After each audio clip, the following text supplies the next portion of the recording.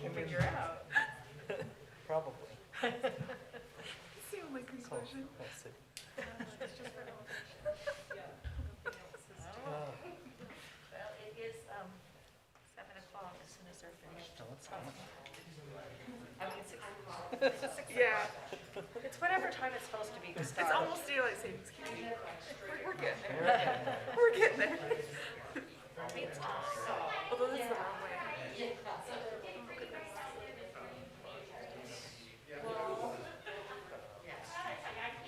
It's 6 p.m. I'd like to call this meeting to order.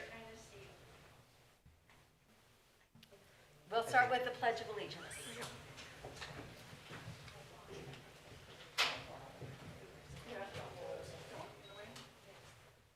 I pledge allegiance to the flag of the United States of America and to the republic for which it stands, one nation, under God, indivisible, with liberty and justice for all. Can we get a roll call, please? Oh, she's getting it. She's getting it. Go, Kate, go. Yes. Okay. Chair Tippett, Here. Commissioner Costello, Here. Commissioner Smallwood, Here? Commissioner Erickson, Here. and Vice Chair Anderson, Commissioner Snow, and Commissioner Benson are excused. Okay, our first thing on our agenda is to review and approve the minutes of August 25th. Has everyone had a chance to review those? Yes. Yeah. Any corrections? You know, I found one here. I was reading through it. Let's see if I can find it now. I should have written it down. But it said that, Commissioner Smallwood moved to close a public hearing. He And wasn't. he wasn't here. He wasn't there. He was excused, so, but that's the only thing that I found. I will fix that. Okay. Okay. Any other corrections? No. Okay, can we get a vote to approve those, please? Or don't we do it? Hmm? Don't we do it by? I'll say aye. I'll say Yeah, aye. I'll say aye. Aye. Aye. Aye. They're approved. Okay, we will move on to our next item of business, which is a public hearing. It's a zoning ordinance text amendment, a citywide text amendment modifying accessory dwellings units in Chapter 17 of the Midvale City Municipal Code. Midvale City is applicant. Nate Rockwood, the Community Development Director, will be our presenter. Hi, thanks. I get a second shot at presenting this. So the first time we brought this before the Planning Commission during our last session, in the process of a lot of different people editing a very long document, some of the text amendments disappeared. Unfortunately, those were Garrett's, so they were kind of important ones. So, so we've gone through this now and have the presentation the way that it needs to be, or the text amendments the way it needs to be. These were presented to council for just discussion last week, and then council will adopt these next week. We're trying to meet the October 1st deadline that the state has given for this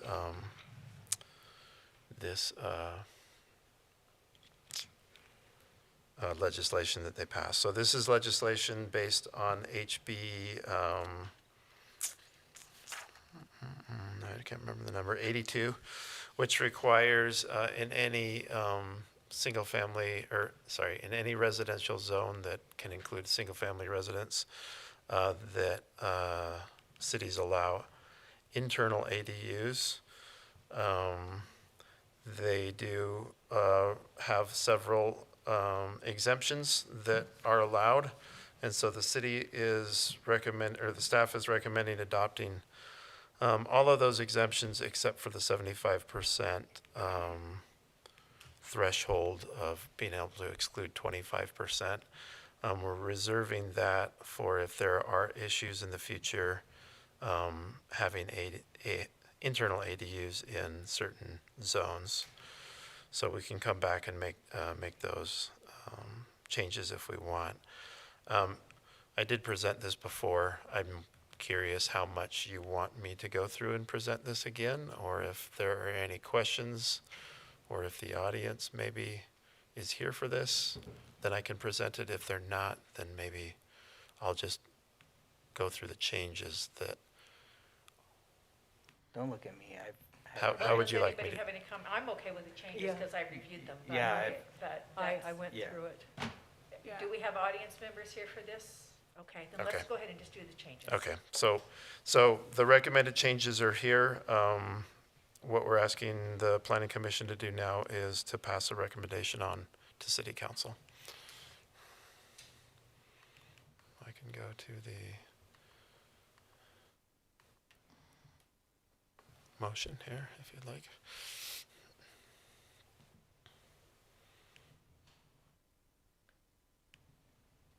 Are we ready to go ahead and make a motion? Do we need to, does it have We to? have to have a public. Well, yeah, we can open the public hearing. Is anyone here for the public hearing? I move that we close the public hearing? I second it. Okay. And if the council doesn't have any questions, we can go ahead and have a motion on this. I move that we forward a recommendation to the city council to approve the proposed amendments to ADU language in the affected zones as presented. I second. It's been moved and seconded. Kate, can we get a vote, please? Yes, Commissioner Smallwood, Yes. Commissioner Costello, Yes? and Commissioner Erickson. Yes. That has been moved and seconded. We'll go ahead and make our recommendation to the city council. All right, thank you. That takes us to our second public hearing item, which is a conditional use permit for 447-459 East Greenwood Avenue. It's an amended conditional use permit for 3 twin homes at 447-459 East Greenwood Avenue. Single-family one zone with duplex overlay. Brandon Oquendo is the applicant. Elizabeth Arnold will be the presenter. Okay. Yes, so this is an amended conditional use permit. You can see the vicinity map there on the screen, so just off 7500 South. The original CUP had a condition of approval. So the original conditional use was issued in April of last year. And it did have a condition that stipulated that the structures would be built as shown on their submitted building elevations and site plan. So this amendment is to change what you see here. These are the original elevations that were submitted. So they do show a pitched roof included there, and the amended CUP would allow for a flat roof on those. So nothing else is changing, everything else is as approved, but it would just allow for those flat roofs. So the recommendation is the same as in your staff report as well as the recommended motion.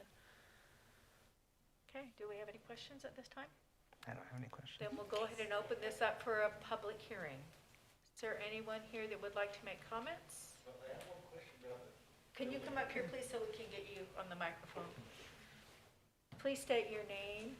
My name's Lee Slusher. I'm with the HOA at Greenwood Village. On the building, I didn't quite get from the picture, those are sloped a little bit on the roof, correct? Or not? As far as I'm aware, they should The- be flat. There is a slope on each roof of those buildings? They should be flat entirely. Oh, okay. I just wondered how he's getting rid of the water, but that's okay. I'm sure you got that figured out, but. So all we can discuss is the building itself? Everything else has been approved. The only thing we're looking at in this meeting is the pitch on the roof. We're not discussing anything else. Okay, can we discuss line item? Just one? Well, yeah, you can It bring pertains up, to the lot as it sits right now, people's dumping but garbage in it. we can't change what we've already Well, I'm approved. not asking you to change anything. What I'm saying is, people are dumping garbage in that vacant lot. I've noticed that. So we need to do something with it. Okay, and that's something you should probably bring up with code enforcement to take care of that, Okay? okay? But I will say, but bringing it up here, that at least alerts Yeah, at least, the Yeah. community development yeah, people, so that way we can at least get it, now that they're now aware All of right, it. 'cause so we just can have noticed it it the looked other at day that somebody's been dumping garbage in there. Yeah. And I've been noticing it as I've gone by there, that they have been dumping things, so. that's kind of going on all over, I Yeah, unfortunately. Yeah. Is there a projected start date to this? Just out of curiosity? Is the applicant, Is the applicant present? well, I guess No. not. So we can't answer it that way. Okay, well, all right, thanks. Thank you. Did the applicant ever call as to why they're not there? I have not talked to the applicant at all, no. Oh, I haven't heard anything. Oh, okay. Is there any other public comments? Please come forward. Okay, our concern is the trees. Oh, sorry. I'm Patricia Potts. And I was, yeah, we're right in behind that area. The trees we are finding are the roots are going not only into our yard, but into our yards too. So we're requesting that they remove the trees. So it's also a hazard in terms of the wind that came up the other day.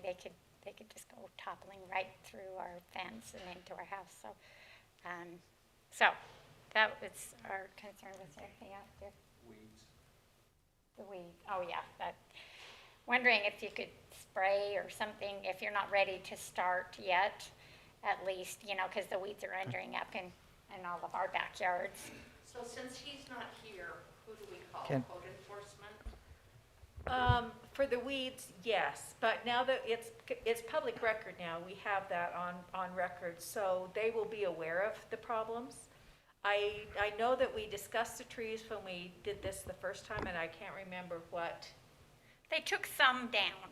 Okay. The first person took some down, but there's still some real And those concern are about the issues trees. that we need to bring up with the developer, so can you make sure that they're aware of these concerns? Thank you.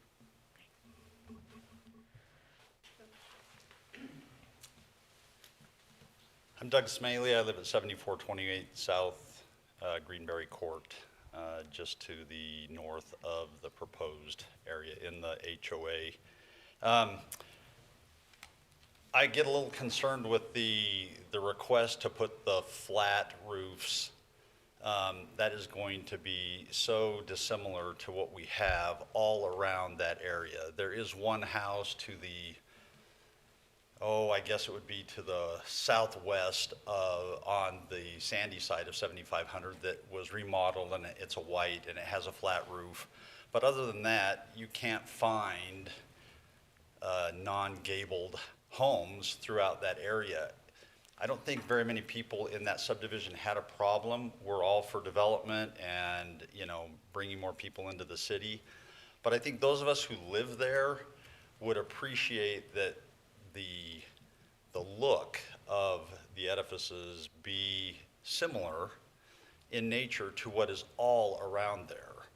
And I get that they want to make a modern look and what have you, but I think that downgrades what our subdivision is and looks like and what all the homes around it look like. I've talked to several residents that are on the sandy side, and so it doesn't pertain to them, but they have some of the same issues, that they'll be looking directly across the street to the north to a bunch of flat roofs.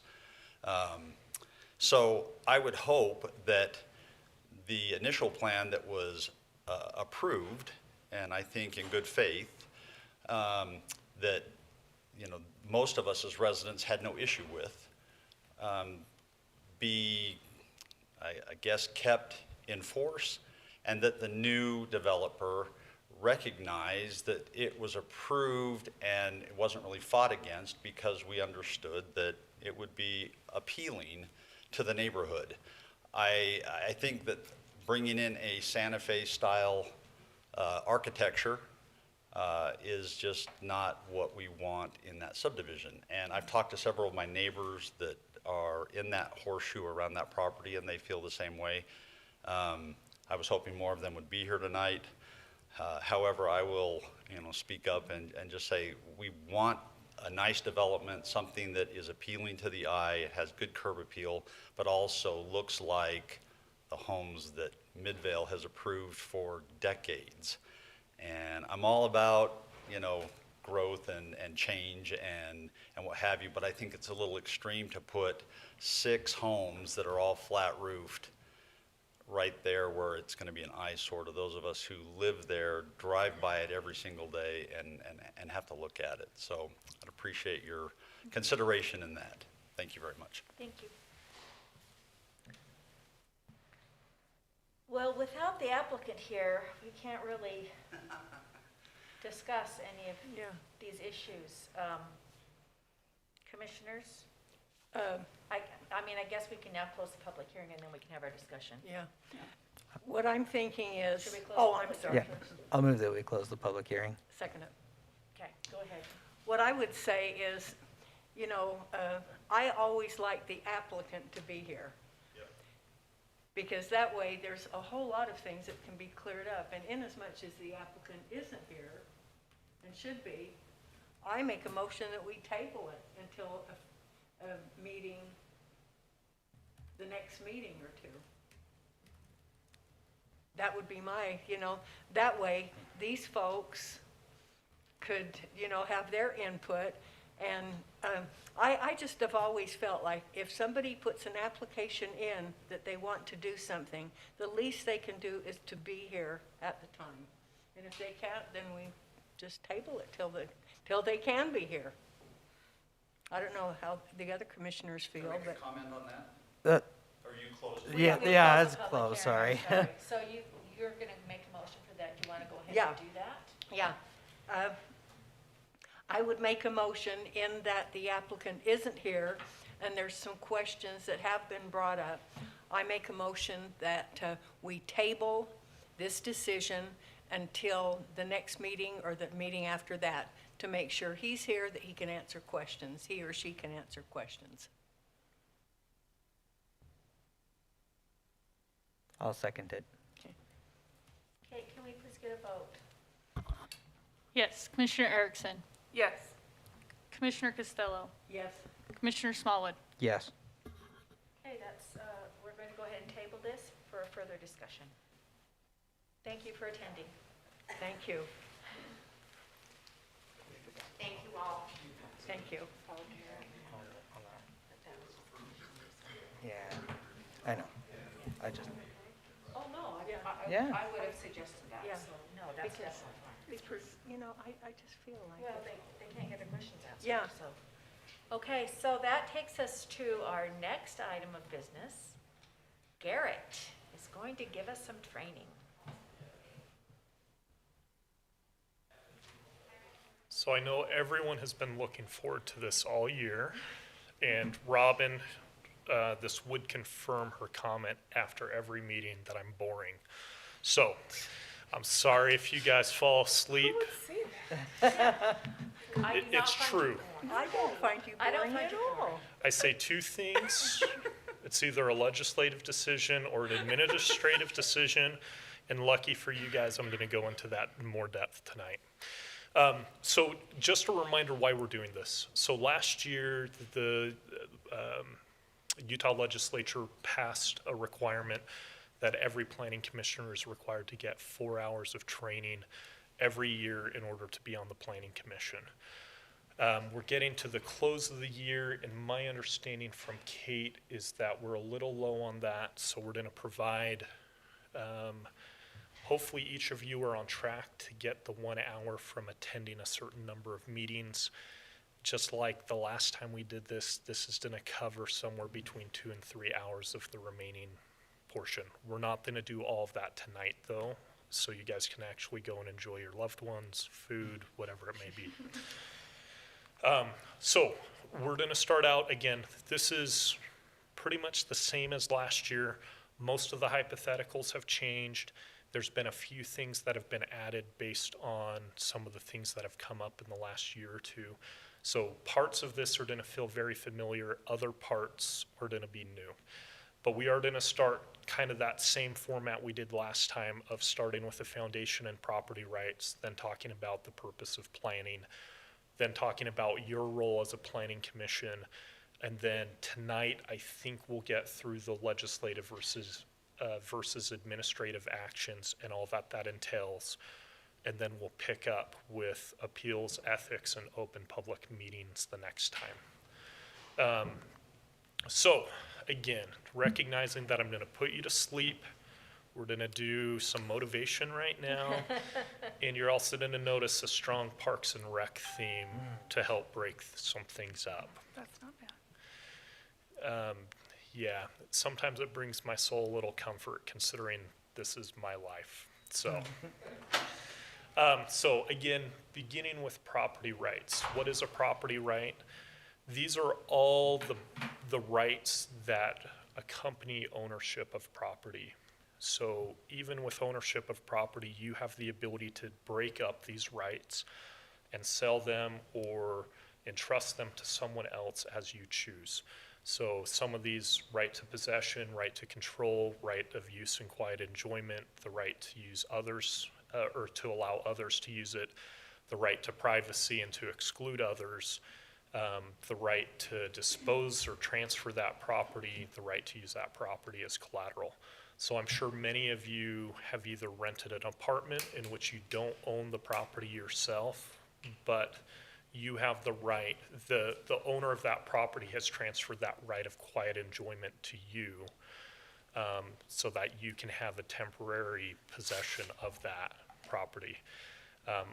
For those who've purchased homes or whatnot, you've also exercised your right to use your property as collateral to receive that loan in exchange for the mortgage company to provide those funds to you. And whose rights are protected? It's whoever owns them. So in cases of a landlord-tenant relationship, the landlord retains certain rights, like the ability to transfer their ownership of their property to someone else, and the tenant can't interfere with that. But on the flip side, they've transferred the right to the tenant to have that quiet enjoyment where a landlord isn't allowed to come into their premise at any time unless they've contracted around that.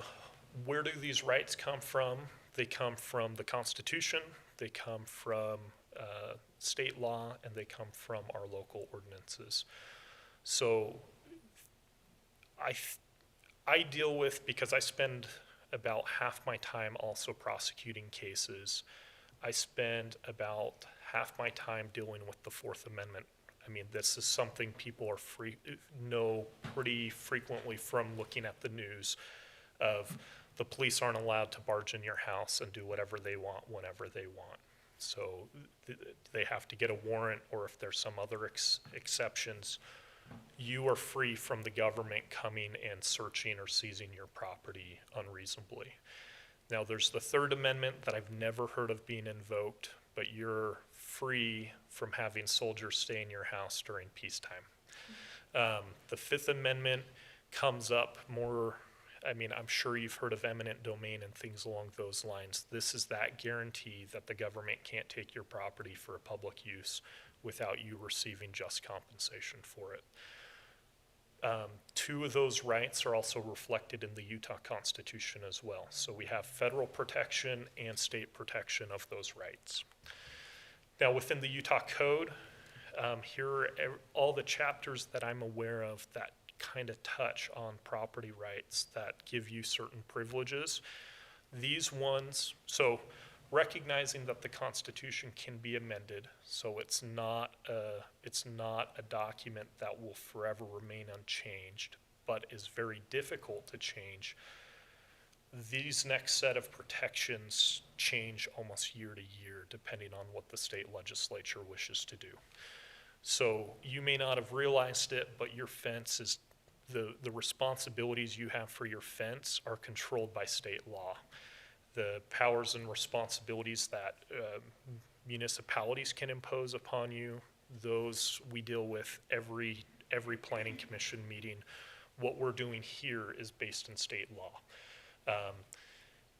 The county has a similar law, and then there's a variety of other things that dictate how deeds are done, how property is transferred within the state, how irrigation and water affect those rights, and even how cities or other government entities have to go through eminent domain.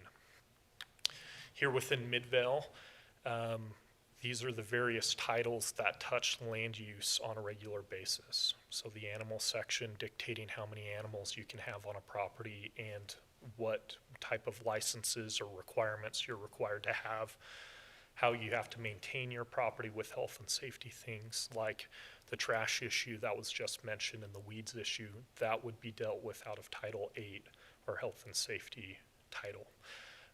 Parking is dealt with in Title 10, buildings, subdivisions, zoning, those are all things that you repeatedly touch almost every planning commission, whether it's dealing with the building code and recommendations coming from the city engineer or building official, the subdivision ordinance saying how plats have to be laid out and whatnot, and then zoning, obviously, what are the specific things for whatever that development is. So I know we talked about this last time, but maybe not in the depth that we should, since this comes up frequently, and at least in my world, this is always one of the issues that seems to be litigated. Gratefully, the state has stepped in and made this a little bit clearer, but because these are property rights, and our ability to influence them through legislation, we do that, we exercise that pretty frequently. There comes a question of when can a property owner, when do they get locked in so that they can rely on the laws and know how they need to develop their project, and then when are they subject to a change in legislation. So when it comes to land use issues, this is called a vested right when they get locked in for their land use rights. And so this happens when an applicant submits a complete application, pays all the necessary fees. At that point, with the exception of the two exceptions I'll talk about in a moment, they have a guarantee that whatever is on the books in Midvale, on the state of Utah, federal property, or federal laws that may impact them, that's what's being applied to their property. So if we change it 2 months later, even if their project hasn't been built, which it probably won't be, they do not have to follow those new laws. They're locked in with that application at whatever is in force at that time. Now, there are two exceptions to vested rights that are established by statute. First, temporary land use regulations. A lot of people know them as moratoriums. We've done that recently with master plan developments. I think that was during 2020, maybe the beginning of this year, limiting the use of multifamily development through master plan developments in single family zones. There were some issues with that, so we adopted a temporary land use ordinance that said we're putting a pause on that while we figure out a better way to make sure a better way to handle this. The other way that limits vested rights is called the pending ordinance doctrine. This essentially means once we start a legislative process to say, there's this need, we're exercising our legislative power. Once we officially begin that process, someone can't say, oh man, that's gonna ruin my property value or whatever it is. I'm gonna hurry in and get now that I'm aware that it's happening, I'm gonna hurry in and lock it in before it gets adopted so I don't have to follow that law. Once we start the process formally, people can't try and then come in, rush in, and get a bunch of applications in. They're on notice that the legislation's gonna change, and at least to the extent that that legislation impacts their property, they have to follow that. So the other one that I don't think we spoke about very much at all was non-conforming uses. So this is what happens if you get that application in and then legislation changes. You have the right to develop your project. You have the right to continue to use it however it was originally intended or whatnot. When you abandon that use, though, you have to comply with the new law. If you come in and you apply for something new, you have to comply with that law. So these are 3 examples of existing non-conforming uses within Midvale. Sometimes people think there's a negative connotation with non-conforming uses, and there's not a negative connotation. This is their property right to develop their property as was legally allowed, and they have the right to continue to use it, period, and we don't have the right to interfere with that just because we've gone a different direction. So the Midvale Road home, for instance, this one, we no longer allow shelters of this nature to be developed in clean industrial zones. So where the Midvale shelter currently is, if they were to, for some reason, abandon that, and then someone else were to come in a neighboring parcel or something, or after a certain period of time, try and reestablish a shelter, under our current zoning code, that wouldn't be allowed. But they're fine to continue to operate as they are because it was an allowed use at the time. Tres Gatos Coffee, right down here down the street. Our current form-based code doesn't allow for drive-throughs anymore on Main Street. So again, there's nothing wrong with them existing, there's nothing wrong with them operating, but if that drive-through ever stops being in use, that right will no longer exist. And then the house here on the bottom right, this is one that has come up several times with various applications for, blinking now on the road. The one so it's on 9th East, and the road behind it, I think, is like Rio Blanco or something like that. I'm probably slaughtering it. Thank you, yeah. So this house is actually zoned regional commercial and has been a non-conforming residential use for the last 40 years. So I included this to show you that this doesn't just affect commercial properties, this affects residential properties as well. It also, I mean, this one's probably the clearest one that I know of the length of time that use can continue. So long as it's being used as a residence, that use can continue forever.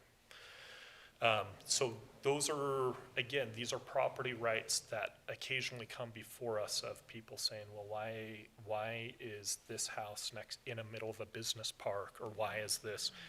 This is why. So all your guys' favorites are hypotheticals. So in our last zoning update, Midvale officials and staff didn't notice that a tow yard use was added to a single-family residential zone use table. Obviously, you can see why that might be problematic. A property owner has submitted a complete application, including the fee, to construct the tow yard in the middle of a neighborhood. The neighbors are furious. Is there anything the city can do to stop it?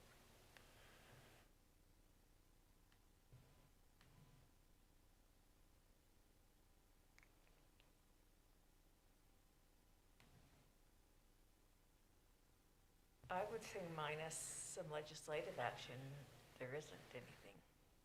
So even with legislative action, would you be able to do anything? I don't know. Couldn't you, you'd have, probably not, because you'd have to go and change the zoning update.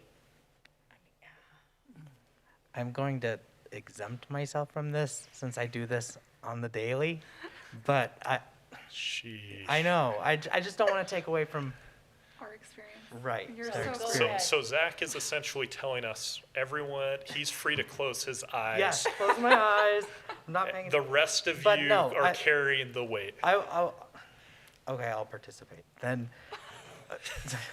I So, I'm giving you a hard time, whatever you guys want to do. I just want. Participate, Okay, please. fine. Yeah. No, there's nothing they can do, Right. because Yeah. it's a complete application, they're vested. You can change for future applications, but not for that particular one. Exactly. So just like we talked about, they're vested, the complete application is in, they've paid their fee, they're locked into whatever the current law says. So even with a legislative change, so even if the city goes in and says, shoot, this was a mistake, we're removing this from the use table, because the law is what it is at the time that they submitted, even if it's our mistake, they're vested in because that's their property right. They're operating within the bounds of what the law gave them to do. And it was zoned for something like this? Yeah, it says that Yeah. this Yeah, sentence was, yeah. they did it and they In didn't the last notice it, zoning so, update, yeah. But that's why updates like the ADU stuff we did earlier is important. Yeah, no, and this, I hope, I mean, this is an extreme. Right. Hopefully us as staff will never make this mistake. If we do, Fire. I mean, unless I make it, which is completely reasonable, yeah. Mistakes happen. But this is also part of the reason why it goes through so many steps. This is the reason why it comes to the planning commission. This is the reason that it also goes before city council. Because in order for legislation to pass under our current code, it requires 3 steps. So staff has to draft it. It comes to planning commission reviews it and says, does this make sense? Is this fulfilling our expectations? Is this for the best in the community? And then it goes to city council, who then does the same review as well. And I'm not saying that mistakes don't happen and that mistakes don't get by people, but hopefully something this significant of saying, how did a tow yard use somehow make its way into a single family zone between I don't know, we've got 3 planning employees, 2 attorneys, hopefully between the 5 of us and whoever else touches it, the 7 of you, and then the 5 who sit on the city council. Hopefully between all of those eyes on it, something like this would never happen. Okay, so next we're going to talk about planning. So planning is the exercise of police power. So this is the power that's reserved for governments to use. It's to provide for the safety of residents, provide for their health, promote prosperity, improve morals, peace, good order, comfort, convenience, etc., and to protect property. So this is what all planning is based in, is an exercise of this police power to say certain uses are good and certain uses are bad. And going back to kind of the earliest forms of, or the first case involving planning was about the separation of uses, of does it make sense not to have, let's say, a nuclear reactor right next to multifamily housing or any form of residential for that matter. I mean, fill in the blank of any 2 uses you can think of. That's what planning is trying to accomplish is, are these uses compatible? So should they be grouped together? Or are these uses incompatible and should we keep them separated? So some of these are extreme examples of things that if I lived in a city, I would hope that we would not allow a landfill to be a use right next to a neighborhood. My guess is in a number of these, the land use probably, or the landfill probably pre-existed the homes and the homes infilled. But I mean, you can see, even using Midvale as an example with the smelter that used to sit behind me, I mean, all the avenues here were for workers who work there. But at a certain point, how close do you want that smelter to be adjacent to those homes? And what type of air do you want people to be breathing? That sort of thing. So one of the other things planning is attempting to do is improve the quality of life. So what things are we trying to plan in the future to make life better for our residents, our business, our community as a whole? Are we leaving room for parks? Are we leaving room for transit? Are we trying to make connected communities? Are we trying to create a certain, like Main Street, for instance, are we trying to preserve history and create a certain environment? Are we creating commercial districts so our residents have places to shop, businesses have places to make money? Are we creating opportunities for jobs and all those sorts of things? And by planning, we can try making those opportunities available by the way that we set up our plan. Planning is often a reflection of our priorities as well. So depending on what you're prioritizing of those various uses is going to appear in your general plan, and that's the types of uses that you're encouraging. So if you want a lot of residential, you can zone everything residential, and that's going to come with certain consequences. If you want, so I grew up in Southern California. There's a city called the City of Industry, and it's aptly named. I think it has a total of 600 residents. And for the most part, it's office warehouse spaces. So FedEx has their distribution center there. And it's just sprawling warehouses that the businesses that originally created the city were frustrated with the neighboring communities and the limits they were putting on it. So they bought some property, created their own city, and that's what happened. Now today, you probably would like to be a resident of that city because all these business commercial property taxes essentially pay for everything. So, like I said, pros and cons. Do you want to be surrounded by warehouses and not pay any local taxes, or do you want to have a vibrant community that kind of have a balance of whatever? Depending on how you plan your city is what that's going to look like. Could I just interject one little Uh-huh. thing? This just kind of flashed into my head, and I just thought I'd share this with you. That, well, I've lived here forever, and my dad worked at the Midvale Smelter. And my grandmother and the family, they grew up on Fifth Avenue, just across the street. And, it was always amazing to me that how they'd have like a smelter, and then with all the residential around that. And they did that not only here, but in Sandy and Murray and various places. And, the sad part about this too is that in one area where there was houses right almost up, right next to the flotation mill, which was on the south side of 78, I know there was a resident there that suffered several miscarriages. And the same thing happened out in Magna.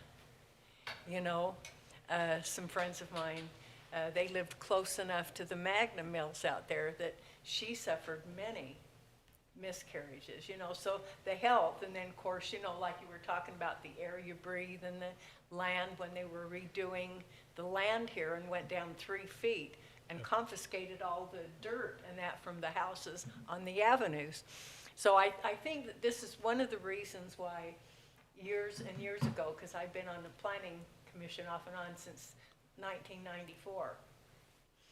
And I think that's one of the reasons I've always been so interested in the planning and zoning and watching how far we've come over these years, that thank God we're at a plateau, or we're at a situation now where we can do this, and we look through the safety and we look through all of these things, But I just wanted to interject that, because like I say, I've been here forever, and that's one of my main reasons why I've always been, interested in the planning and zoning, for the safety of the people and how things have changed over the years.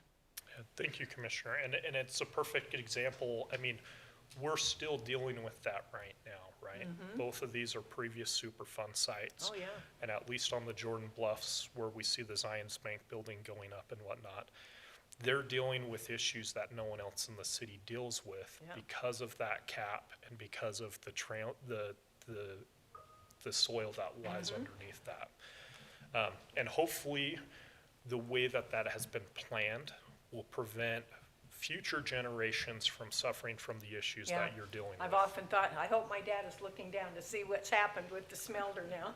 But I'm sorry, I didn't mean to go off on this, but I just wanted to share that with, some of the new folks here too, that, what Midvale has been and how it did start. Nolan, please, any of you feel free to interject at any time. It will be a nice break from my monotone voice, so. You are not monitored. So, once we get through all of those, and let me go back one more. So with the reflection of our priorities, like we talked about last time, that gets encapsulated every, I think most cities, and Adam can correct me if I'm wrong, and I apologize, if you haven't met Adam Olson yet, this is the new city planner. Nate is probably gonna do like a better job. You just took away my whole, this is the whole reason I'm saying. With Alex being gone, I just figured someone needs to steal someone else's thunder tonight, so. Wow.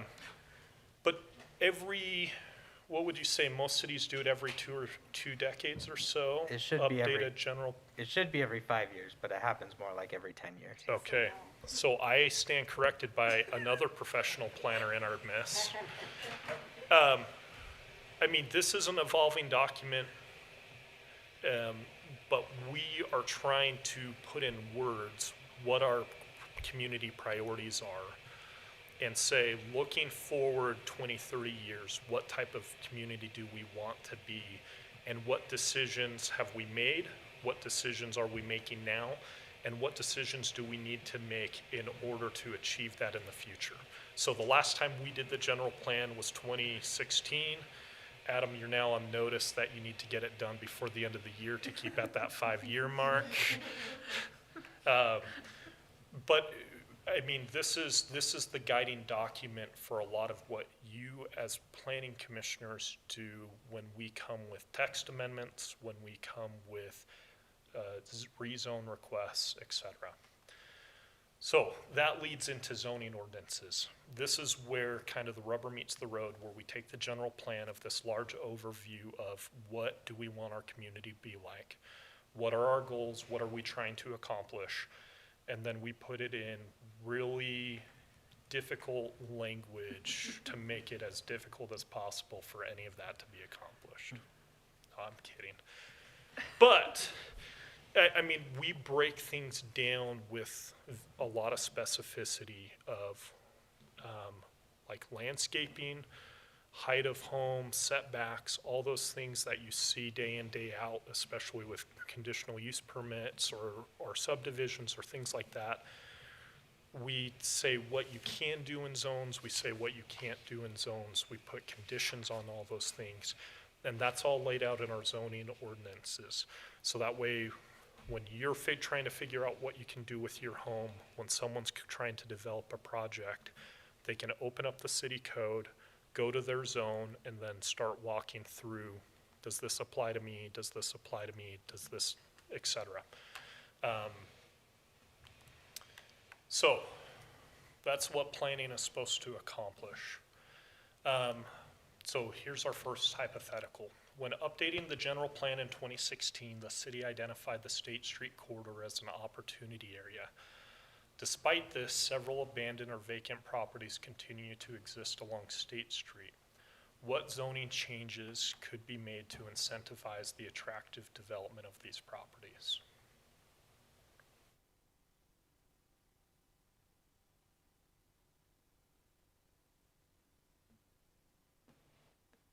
Or maybe I should have not made so many assumptions in this.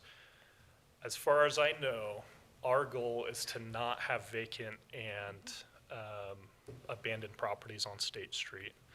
If that is the goal, then maybe no changes need to be made. If that's not our goal, and again, this is completely hypothetical, so I'm not trying to demean any of the property owners or even city staff who are actively working on this. Just, I mean, for hypothetical's sake, what could be done to make this opportunity area thrive? Couldn't we change some of the zoning ordinances and open it up to more development? Maybe things that aren't listed as acceptable now, we could broaden that a little bit. So increase the amount of uses then? Yeah, absolutely. Other ideas? I mean, you could amend some of the restrictions. I know some things hold developers back, and so making it easier for a developer to approach the property. So Earnestly. in ways of saying like, maybe we're not gonna require parking, or we're gonna change the setbacks, or, Right, allowing something to make it a bit easier to develop. yeah, absolutely. Anyone else? Okay. So, one of the ones I thought of is there anything outdated in there that is preventing modern development? I mean, so every once in a while, I can tell you, like in our animal section, for instance, we talk about horses. I mean, our Midvale used to have a thriving agricultural, was a thriving agricultural place, especially on the Fort Union side, if I understand my history correctly. But as development has come, I mean, there's only a small section of our city now that even allows for horse uses. I'm sure if we went through the State Street corridor with a fine-tooth comb, we're gonna find maybe not horse language, but we're gonna find things that were intended for what was attractive development 20, 30 years ago. We can consider rezoning some of these to a zone, like you said, that either has more uses or less restrictions or whatever it may be, or maybe has those uses or that developers want to see, whether it's we want commercial or we want residential or we want industrial or we want a sports complex. I don't know, whatever it may be, we can consider doing that. And then, like you said, various incentives. So either removing barriers or providing things to attract people. I know some cities, for instance, will do density bonuses or things like that. Or in like a lot of your larger cities with skyscrapers, a lot of them, that becomes how many floors you can do is based on amenities or other things that you can provide, and so they incentivize certain give or take things. So now we're to your role. What do you do as the Planning Commission? And this is the one that I would say, probably if you ask the average person out on the street, this is probably gonna get this is the reaction you're gonna get. I would say even sometimes, even here within the city, outside of the people in this room, there's probably a lot of people who are like, we have a planning commission. So I'm not gonna read through these, but the general gist of this is you're a body that provides a lot of recommendations when it comes to land use for the city. So whether that's general plan and amendments to the general plan, land use regulations, how the land use process should go from, start to finish, from someone submitting an application to who it needs to go to, all those things. And that, I mean, you see that frequently when we bring subdivision amendments to you, when we bring changes to who's approving what, when we bring text amendments, rezone applications, all those things. We want you to review it, one, for transparency. It builds public trust to know that there's people who are not making money. I mean, I know you get stipends, but real money. Yeah. Thanks for clarifying. No one can sit here and say, what is the city doing behind closed doors? What are they approving or not approving? And then having people that are politically insulated somewhat from having to be elected, reviewing our work, but also saying as community members, these are our priorities. These are what we want to see. These are issues that we see. And we're encouraging staff and city council to listen to this and go from there. I think we've covered all that. So within our Midvale Municipal Code, you also have very similar duties that are probably spelled out with a little bit more specificity. Again, general plan, zoning, subdivisions, and in your case, which is not required by state law, but is, I wouldn't say unique to Midvale City, but is where we diverge from state code is your role in making sure that conditional use permits, for instance, are meeting all the requirements that the city staff is saying it is. So you consist of 5 regular members. And I'm sorry, this is from like way back in the day when I first started this and we were all online. But they were too good to keep. So the Planning Commission consists of 5 members. You can be appointed for up to 2 4-year terms. Unfortunately, as we know, Commissioner Costello is coming up on the end of her second 4-year term, which means we unfortunately won't have her on this dais with us for much longer. So I think it's at the end of the year or end of January I or something. believe it's in January, but I Yeah. don't remember the exact code. The expectations are that you contribute in every meeting, meaning that you show up prepared, you provide your comments, unlike Commissioner Smallwood has suggested. And Provide you- witty commentary. That's what we do. And that you vote on every agenda item as required except for ethical issues. We also have 2 alternates. So you're appointed for a 1-year term. You're expected to contribute as well, even if you don't vote, and that you vote in the absence of a member. Generally, the practice has been as a commissioner, as a member leaves, an alternate is generally appointed to move up. But that's left up to the mayor and the city council. That's just, from what I've seen, that's the practice here. It's also the practice in many other cities. So that way the voting members have already had some experience, are well seasoned to be able to take on those responsibilities. So what do you do to fulfill your role? We already talked about some of it. Contribute. Please, anytime, share your thoughts. That's the most important thing you can do. Silence is not helpful for pretty much anyone involved in this process because there's no feedback, and that's the most important thing. What is the city doing well when it comes to legislative things? What have you reviewed and is acceptable when it comes to administrative decisions or whatnot? Or as you're seeing problems, giving that feedback back to staff, this is what needs to be fixed. Ask questions, even though I said silence is an enemy, that's only except for if you're gonna say something legally inappropriate, then just, it's okay to stop, think, and then respond. We are asking you to put aside your own biases. So there may be things that you feel personally about people that look differently than you, have different lifestyles than you, that have different beliefs than your own.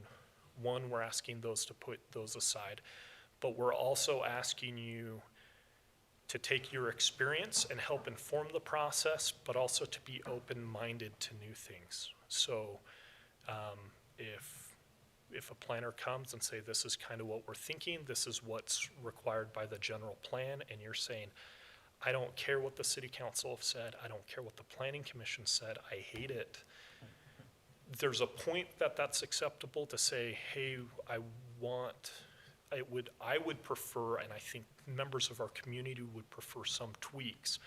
But if you're just gonna dig in your heels and say, I hate multifamily housing, I hate large developments, I hate commercial, I hate whatever, we're asking you to put that aside and to fulfill your role. Make the right decision, not the popular one. I know we talk about this often when it comes to legislative versus administrative actions. Rarely, unfortunately, it seems like are the right decisions. It seems like the people who show up very rarely have anything positive to say about anything that's being brought before you.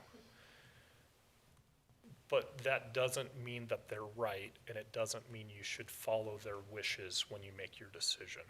If the person who put forward the application meets all of the requirements that are required by them of law, It is their right to develop their property as they see fit within those bounds. Be patient. Thank you for exercising a lot of that tonight with me. Have passion for what you do, know the agenda, set the right tone, which I think of those next two show the right tone and showing respect. You as a commission do a phenomenal job of showing respect for one another, and you also do a wonderful job of showing respect to staff and the public, and so I appreciate that. And I think you very much set the right tone of, this is what we're here for. We want people to feel included and to be heard, but when it strays outside of what our responsibilities are, helping guide people to those right answers. We hope that you encourage citizen input, that you engage the community, and that, again, that you keep those biases, that you remember that you're appointed to be insulated from politics. We're not asking you to be junior city councilmen who are out there rallying support for your causes or whatever it may be. Or vice versa, being lobbied for certain causes either. So I don't know if you guys need much of a summary.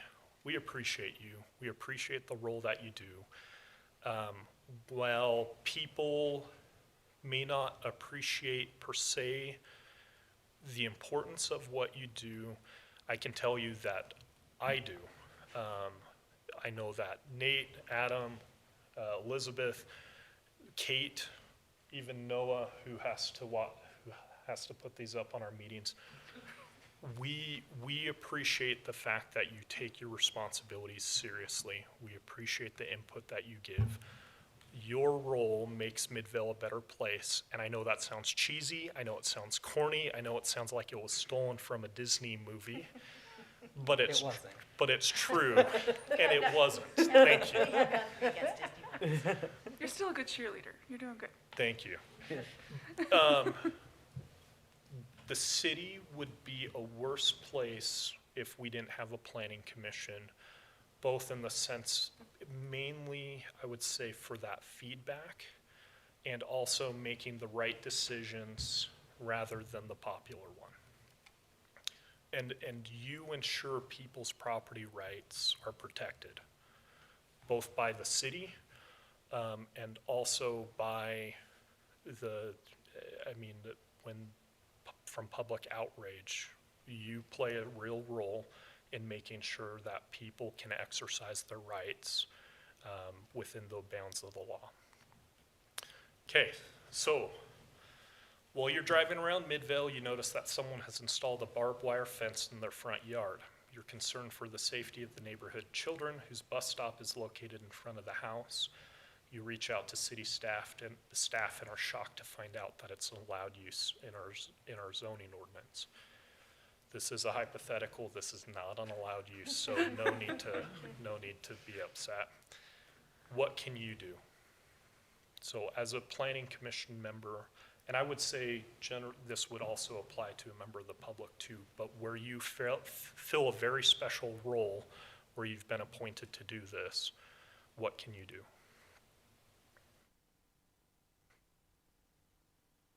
I'm not answering this one. I did the last two. You could bring it up at one of the meetings at, kind of like when we do our project updates type thing, we can bring it up and ask staff to kind of look at it, see if it's something we want to continue to allow. It won't necessarily affect what this is here at this point, but we can have it looked at. Yeah, absolutely. Ask to put the issue on so before we discuss it, and I think you've put two issues together, so I'm just going to separate them for clarity because it'll come up later in our training. Ask to put it on the agenda so it can be discussed. And then, like you said, then discuss it. What are the fixes as a planning commission that you're recommending to the code that would address this issue? And then anything else that you guys would do? Yeah, because I would think public safety would be an issue that I would, I would be really concerned about public safety. No, absolutely. So the last thing, and again, this is more of a technical one, so I know I'm kind of I'm hiding the ball from you. But the last thing is make a plea to the city council, who controls my time and all staff's time and resources. Ask the city council to allocate the resources to do that. While you do have the authority to make these suggestions, while you have the authority to discuss it, while you have the authority to keep it on your agenda for as long as you feel like you need to, you do not have the authority to dictate how staff spend their time. So, okay, now to everyone's favorite discussion. Legislative versus administrative decisions. So, I know this is very familiar for you. Does anyone know when I started? Awesome, okay.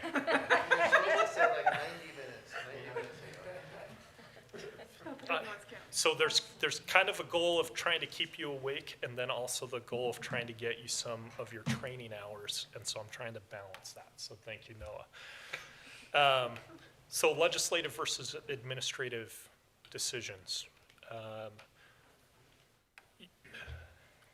I know this will feel like we're beating a dead horse because you hear it every agenda item pretty much in every meeting, except for delightfully today.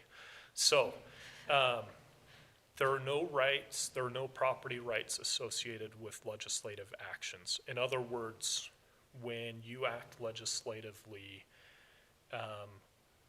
you're not necessarily, you may be altering someone's property right, but you're not changing someone's, if they've already developed or whatever, you're not changing an existing property right. So that's what we kind of talked about with vested rights. Administrative decisions are generally, their application is in, whatever it may be, and they're vested. There's nothing you can do to change the law at that point. So legislative decisions, you have a lot of broad authority. This is also something the public, if they feel like the city council isn't acting, they can, they have the power to legislate their own laws and get a ballot initiative and vote on this. So places that you may have heard about this recently in the news, Holiday with the redevelopment of their mall was an issue about whether or not citizens could run a ballot initiative that affected that development. Another one is down in Orem with the housing by UVU campus. There was also another big issue about ballot initiative there and whatnot. Administrative, rather than creating the law, rather than exercising authority of this is how we want the direction to go, with administrative decisions, you are applying the law. There is no discretion, you have no broad authority.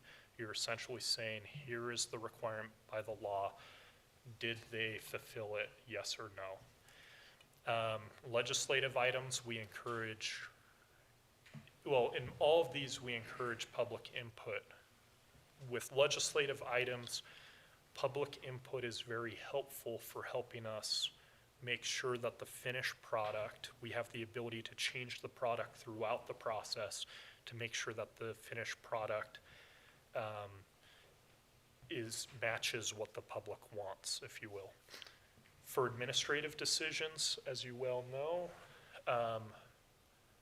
not so much. So we appreciate when the public comes in and say, here are concerns on these particular check boxes of, we think there's been a mistake maybe with the setback measurements, or maybe they're claiming that the surveyor was out there and he was in the middle of my yard, and they're claiming that their setback is somehow going through my house.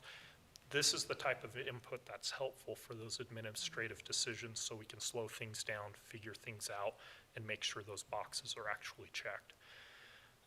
Examples of legislative actions, general plan, zoning ordinances, amendments of zoning ordinances, administrative decisions, subdivision approvals, conditional use approvals, master plan approvals, plat amendments, et cetera. So again, beating the dead horse to death over and over and over again. Legislative, what do you want to see happen? What's your vision for fill in the blank? For a zone, for an area, for a neighborhood, for particular use, whatever it may be. Administrative, simply checking boxes. No, hey, I love this subdivision, but I think it could be better. Let's go stray away from the boxes. No, not for administrative decisions. Legislative decisions, we bring you a crappy zoning ordinance and you say, I hate this for my city. Perfect. Tell us what would make you happy for the city. Or vice versa. We bring you something great. Be excited. Tell us you're excited. Tell us to move forward. One of the issues, as you well know, that comes up is a lot of the decisions that come through our bodies are not always popular. So what do you do when the public shows up and is upset with what is being proposed? With legislative decisions, you have a lot of, we encourage you to listen, we encourage you to take that and to sort through, for what's best for the community of what is being said by this group of upset residents. Does it hold any weight? And if it does, what can we do to make this better and collaborate with the public and make this a better product? With administrative decisions, again, there are certain times it might be appropriate, but a lot of times it's going to be, I hate this development,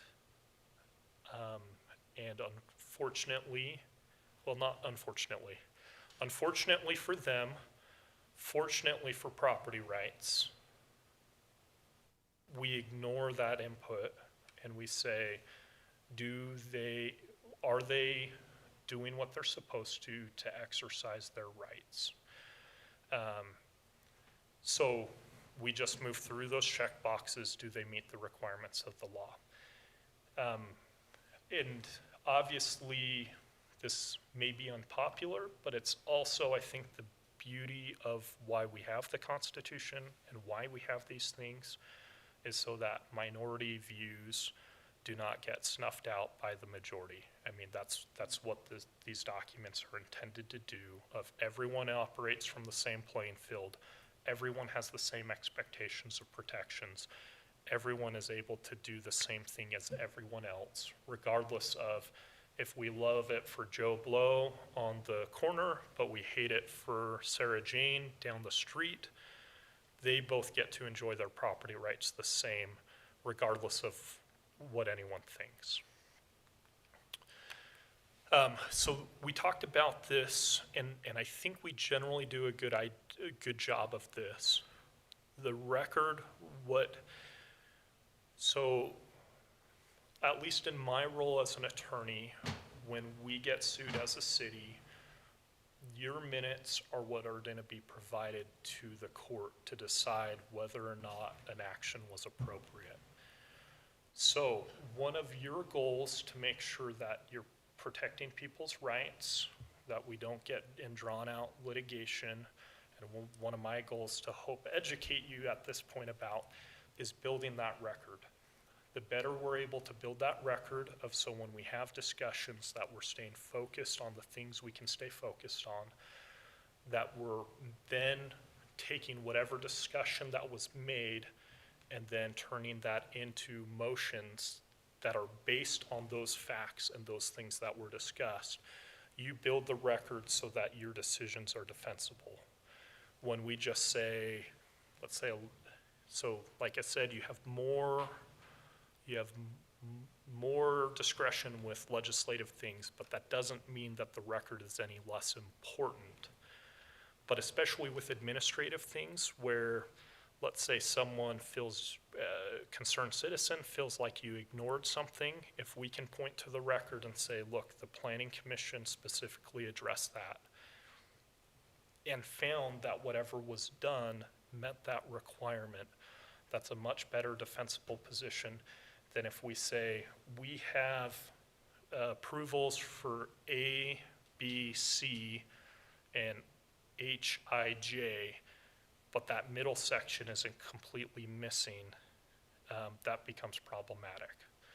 So one of the other things as well that we'll talk about with our ethics is to avoid ex parte communications. And the reason why is because those discussions are not part of the record. So if people have concerns, encourage them to come, encourage them to put it on the record, encourage them to then allow you to use their concerns, especially on legislative decisions, to inform whatever decision you're gonna make. Things that are said off the record where a commissioner is saying, hey, I've talked to my neighbors and they all think this project or this thing or whatever sucks.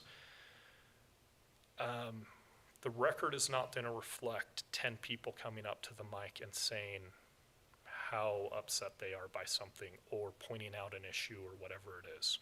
It just isn't going to hold the same weight. So again, encourage people with concerns not to talk to you when you're at your home, when you're at your business, when you're getting your groceries, whatever you do with your free time. Encourage them to come, put it on the record, and allow them to give you, help them to understand that they're empowering you to be reactive and can better deal with whatever their concern is if they put it on the record.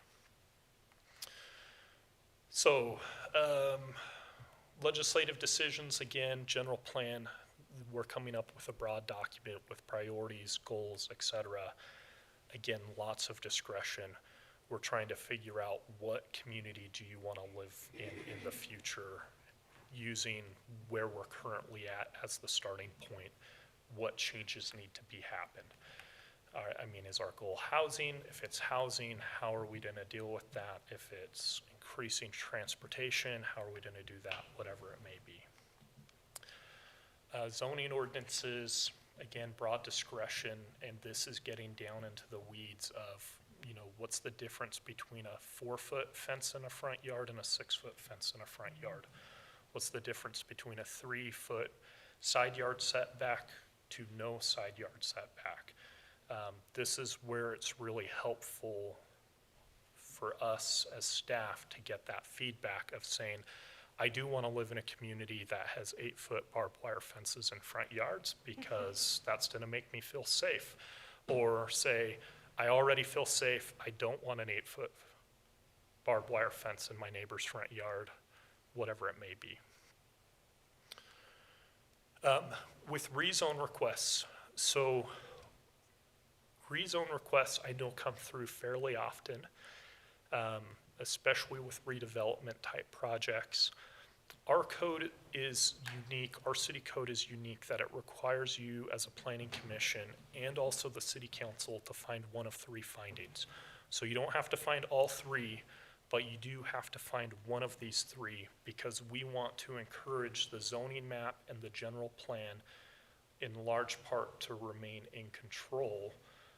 So we're continuing to move in the to achieve those goals rather than saying we're now feeling wishy-washy about this goal and totally derail what we're trying to accomplish. So the first one is if someone comes in for a rezone application,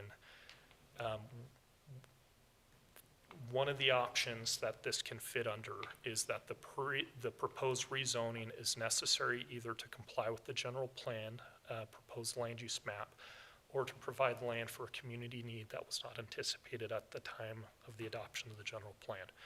So for instance, if someone comes in and says, hey, you identified this as being a commercial district, I'm within those boundaries, but let's say a remnant parcel of single family or clean industrial or whatever, this would be an appropriate finding to say their rezone request to the commercial or whatever it may be is appropriate because our general plan indicates that that's one of our goals and priorities is to encourage that here. The other things is, I mean, like we talked about with general plans, some can be very recent, some can be older. The world changes in the meantime and it doesn't wait for us to catch up. So for instance, like telecommunications right now might be a good example of, you know, every few years it seems like something new is coming out that provides faster speed to the information. And our general plan, I guarantee you, is not being updated to maintain, and our zoning maps are not being updated frequently enough. And we just don't have the resources to keep up with some of those demands.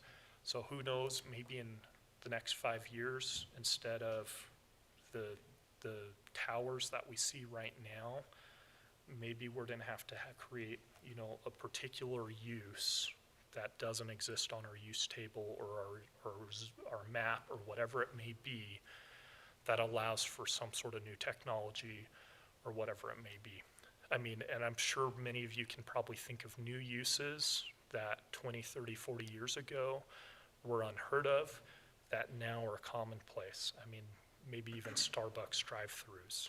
I'm guessing, my memory is 1980s, 1990s, you didn't see drive-through coffee places anywhere near what you do now.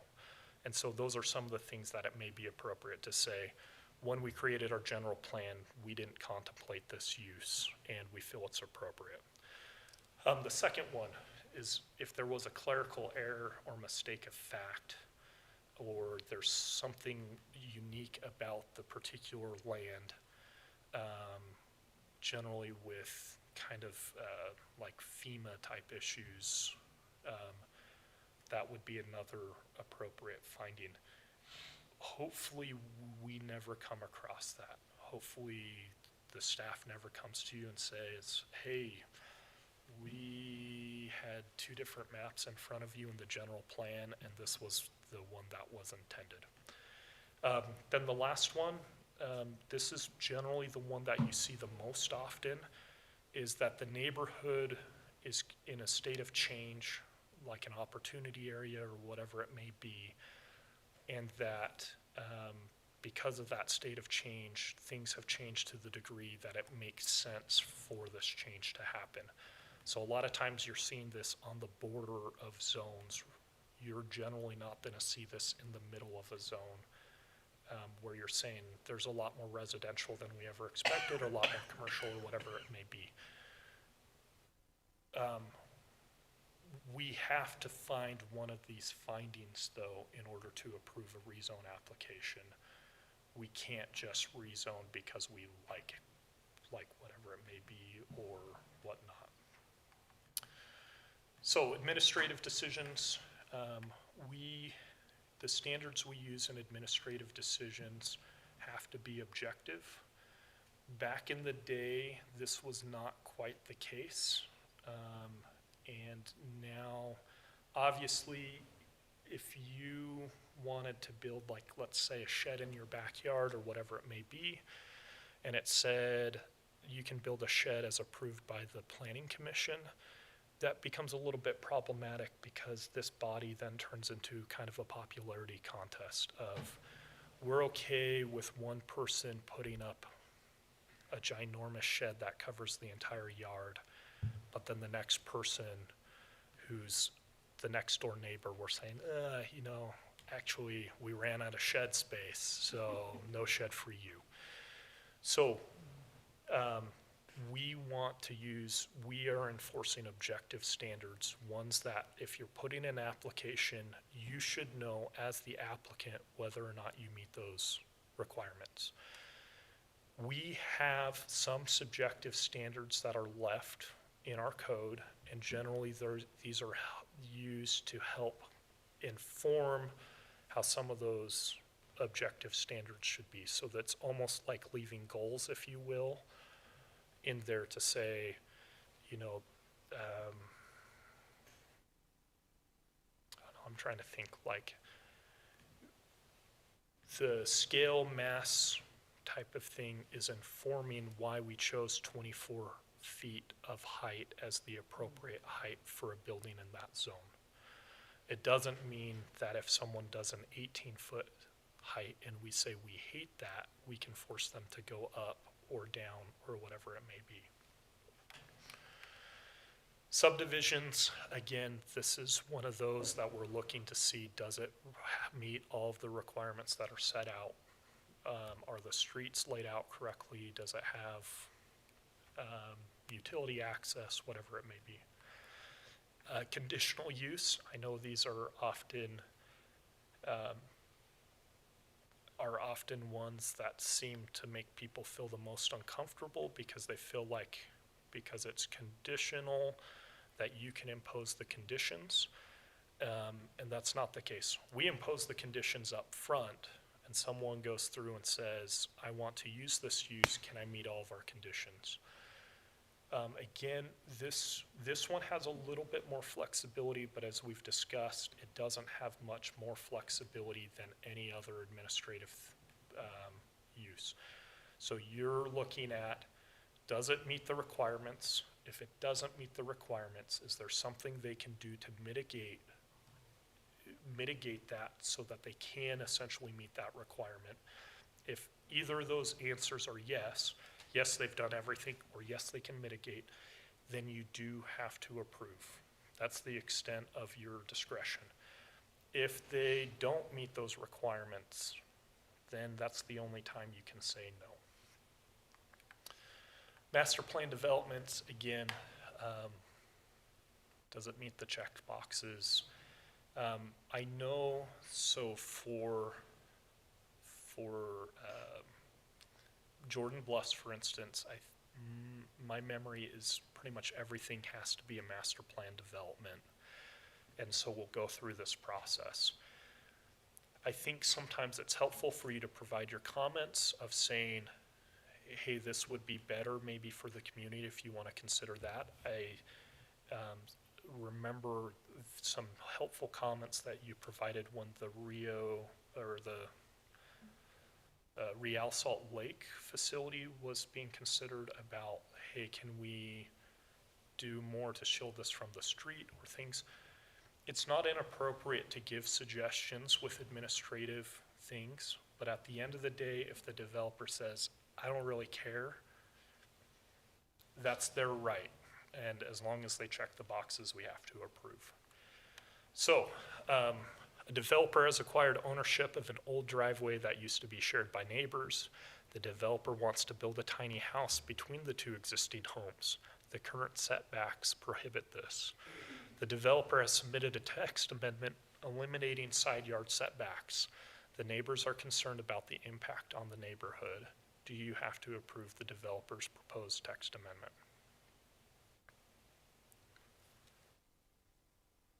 I'm seeing head shaking. Remember, silence is our enemy in the Planning Commission unless you're going to say something illegal.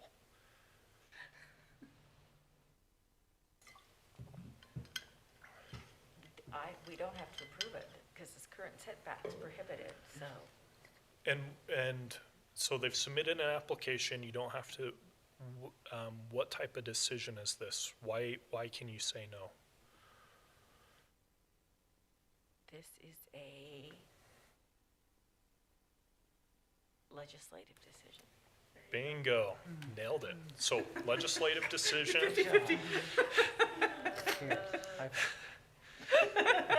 Legislative decision, you have the discretion to say, I don't think that this text amendment that you're proposing is the best thing for Midvale.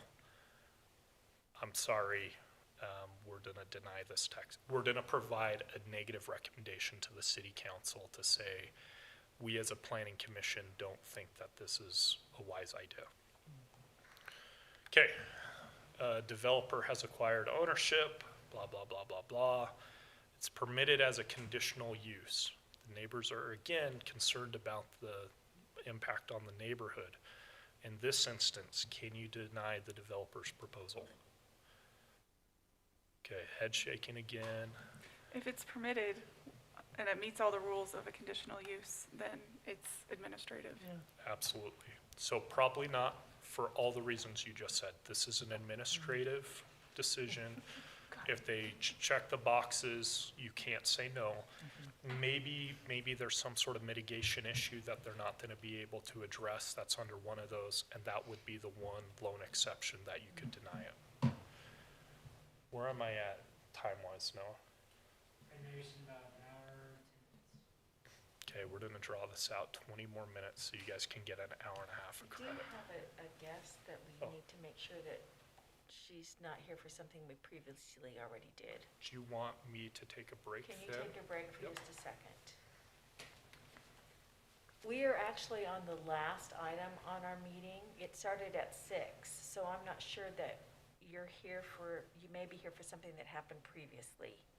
I think it did, but I am interested. Okay, you're welcome, you Yeah, are please. welcome to stay. That's not a problem. If you were here regarding the conditional use permit, we tabled that, so we will bring that up again at a different time. The next. Was that? That was the flat roof. Yes. Yes, we've tabled that. That was my reason, but, I like Midfield, and so I'm just interested. Well, no, Very good. we would love to have you stay. That's not a problem. But I just wanted you to let you know that that was tabled, that will come I figured before it us might again. be, But I have some neighbors that were here. Okay. Water, so I'm gonna find out Okay, great.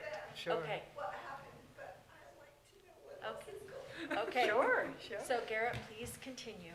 Okay, That little break, though, doesn't count against your time. perfect. Okay. Bathroom break, coffee break. And I probably will still end short of the hour and 30 minutes and we'll figure it out. No pressure. But so in this particular hypothetical, developer has submitted a subdivision application for approval. You absolutely hate the layout as well as everybody else, but it meets the standards of the subdivision ordinance. You think that some tweaks to the layout would be a significant improvement for future residents? Can you condition your approval on the compliance with your suggestions? No, but you can make the suggestions and hope Yeah. that those are heard and maybe, Man, you guys are taking words right out of my mouth. maybe some Perfect. changes will be made. And we've had that Yeah. occasion Absolutely. several times before us. And luckily, we have had developers listen to us, so. No, I mean, you guys provide a wealth of knowledge that sometimes even the developers forget. And so they're obviously have their goals. Sometimes your suggestions and their goals align, like making a better product that's more comfortable for the people who might come purchasing their product. No one wants a house that maybe is facing the wrong direction. I mean, I know that wouldn't pass our ordinances, but if everyone's sitting there saying, I don't want my front door facing someone's bathroom or whatever it may be, like that might be something that they'll consider. So absolutely, you can't condition it on your compliance with your suggestions. You can make the suggestions though. Okay, so a developer has submitted 2 applications for the corner of State Street and in 8,000 South. A rezone request and a large-scale master plan. The developer is requesting that the transit-oriented development overlay be extended to his property. The developer wants to create a mixed-use development with several stories of multifamily housing. The large-scale master plan complies with the ordinance. You like the concept, but you don't think this is the right location. Do you have to approve the rezone because the large-scale master plan complies with the ordinance?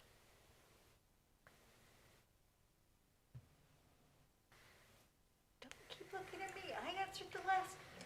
I would say if it complies.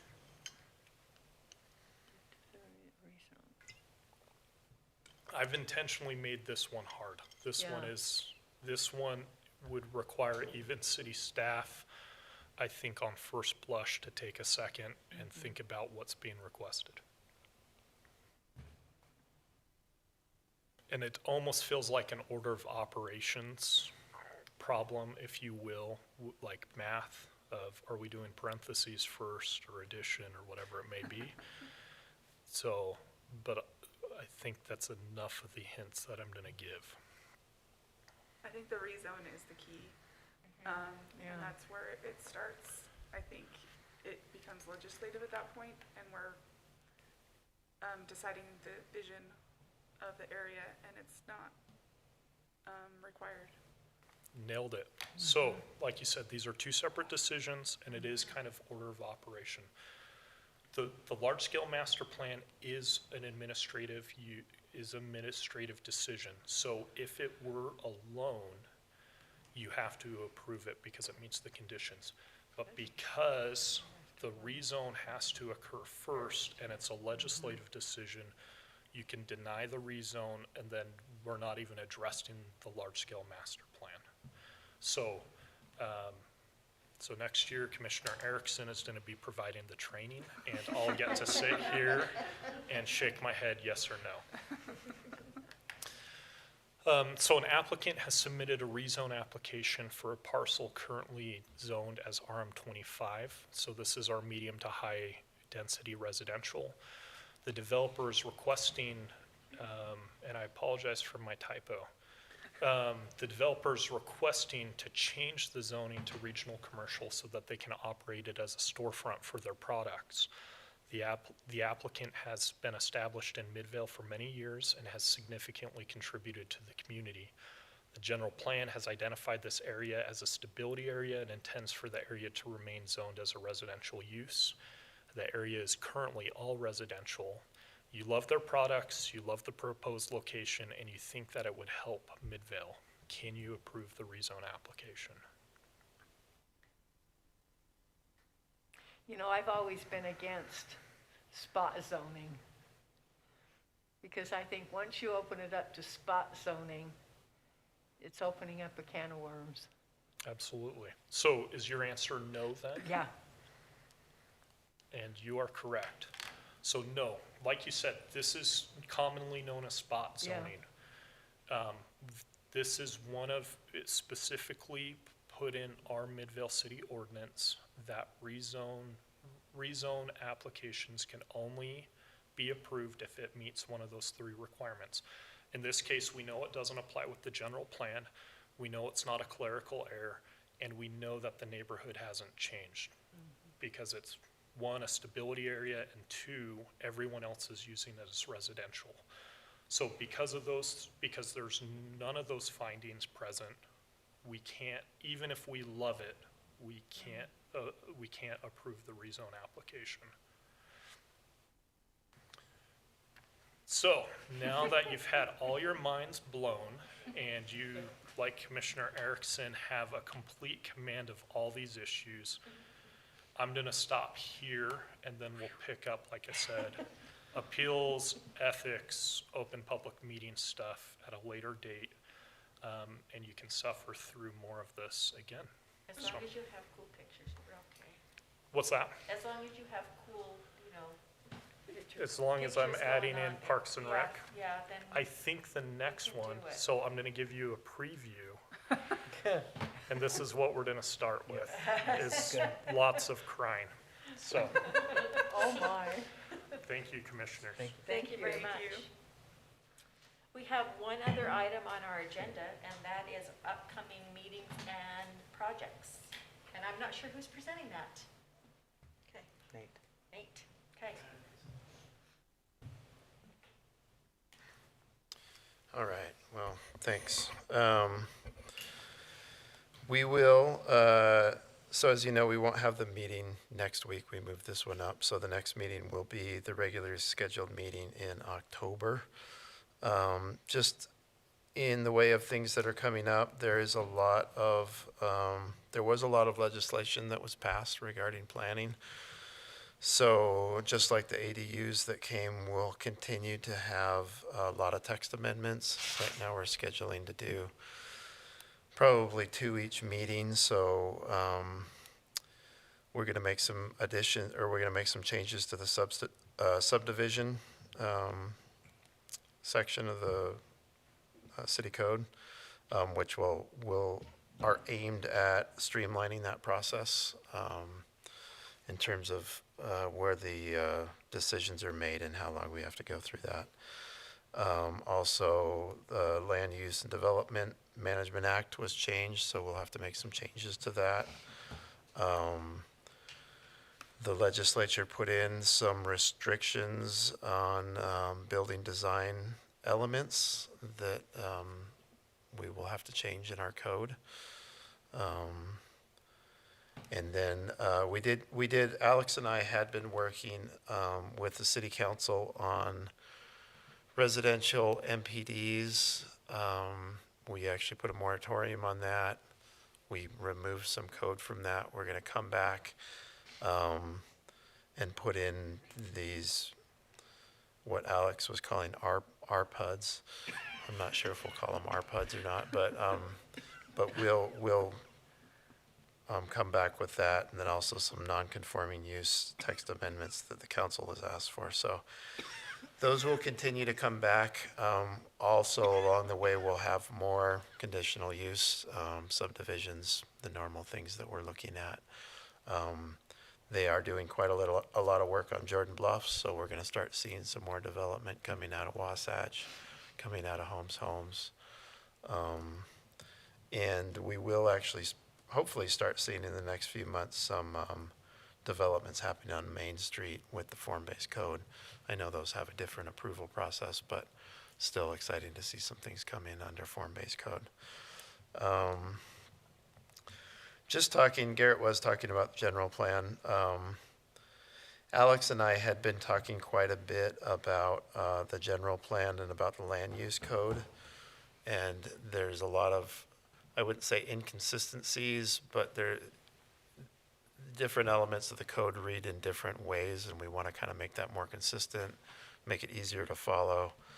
But we didn't want to just go and spend a lot of money redoing the land, Title 17, Chapter 17, without looking at the general plan. So I will work with our current planning staff, but I want to stay on kind of the concept that Alex and I had been working on, which was kind of working with our city council over the next, not this year, but over next year, on some sort of visioning exercises specifically aimed at land use. And then from that, work with the Planning Commission and the council on putting together a new general plan. And then from that general plan, we would then go into the land use code, make it all match. So that really could be when you talk about it, a 5-year process, but that kind of is something that we're really looking forward to doing, and we'll want to keep doing that. The Wasatch Front Regional Council helps fund a lot of that stuff. So we're going to put in some grants to do that visioning exercise, and then hopefully the general plan exercise. They did grant us money to do a State Street. I'm not sure if we'd call it a small area plan, because it'll cover the length of State Street, and it'll be focused really on land use concepts on how to deal with the State Street zones, because they are very strange in the way that the parcels are. So we're looking forward to that. We'll obviously, as we start to see those plans and those studies come about, we'll bring those to the Planning Commission so that you can weigh in and give us some ideas on what you would like to see. So that's what we have coming up. So introduction wise, I think, is this your first Planning Commission? So she's already presented to you, but Liz is here. We're really excited to have her.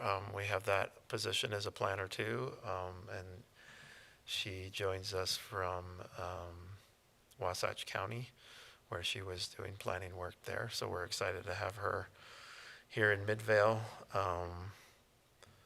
It has a lot of experience and education in planning, so we're excited to have that. And then Adam, we have is his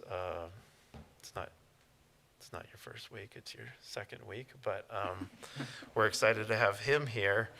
And I'm actually going to let you come up and introduce yourself to the Planning Commission, since you haven't presented anything, so.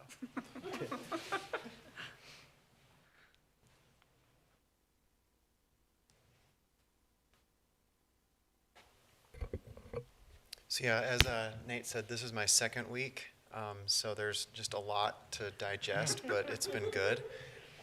I was previously working in American Fork. I was with them for a little over 13 years. Served as planning director there. Have seen a lot of changes and a lot of growth issues and challenges there, but I'm really excited to be here and get my feet wet with new sorts of projects that I knew that I probably wouldn't have an opportunity to work with in American Fork. Before then, I also worked in Colorado for Grand Junction and Montrose, and I did a brief time in near St. George. So just my career really is with Utah and Colorado, but I'm really happy to be here and be part of this, and you'll be, I'm sure, hearing a lot from me in the near future. So. Cool. Welcome. Welcome to both of you. Commissioners, is there anything that you'd like to discuss before we adjourn? No? Well, then I'm saying we are adjourning Don't we need a motion? at 7:45.